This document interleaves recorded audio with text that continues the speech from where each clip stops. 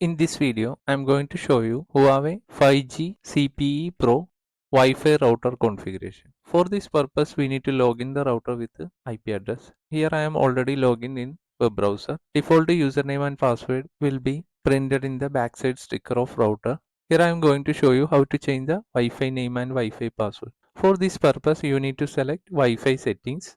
This is a dual band router. Here you are able to see the 2.4 and 5 giga Wi-Fi name. You can change the Wi-Fi name of 2.4 and 5G Wi-Fi name. Then enter the Wi-Fi name and then password. Once after changing the details, don't forget to press the save button. Please note, if you are connected with the same Wi-Fi name and password, your connection will be disconnected. You need to reconnect with the new details. Here I am not changing any details. For enabling the guest Wi-Fi, select the guest Wi-Fi option. Then enable the guest Wi-Fi checkbox. Here you are able to see the duration.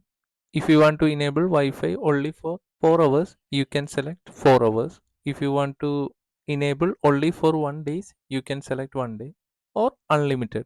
Any of these option you can use. Then enter the Wi-Fi name. Enter the guest Wi-Fi name.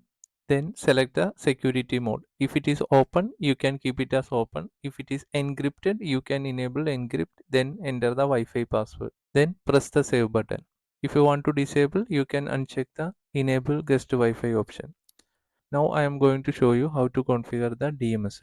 For this purpose, we need to select advanced, then security.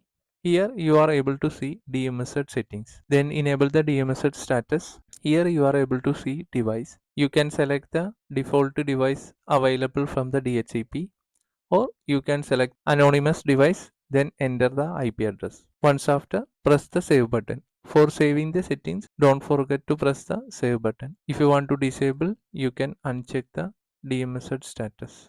For doing the virtual server configuration or port forwarding, you need to select virtual server, then press the add button. Here you can enter the port forwarding name, then select the protocol. If it is TCP, you can select TCP. If it is UDP, you can select UDP. If it is both, you can select TCP bar UDP. You can leave the remote host as blank, then enter the WAN port, which is the port you are using from externally. Here you need to enter starting and ending. From the device, you can select the available device, or you can select the anonymous, then you can enter the IP address manually. Enter the IP address of local server, then enter the LAN port, internal port which is using by server. We need to enter only starting port, ending port will be available automatically. Then press the confirm button. Now our port forwarding is added. Here I am using starting and ending port as same, and if you want to edit this policy, you can select edit option. If you want to disable this one, you can disable with the status option.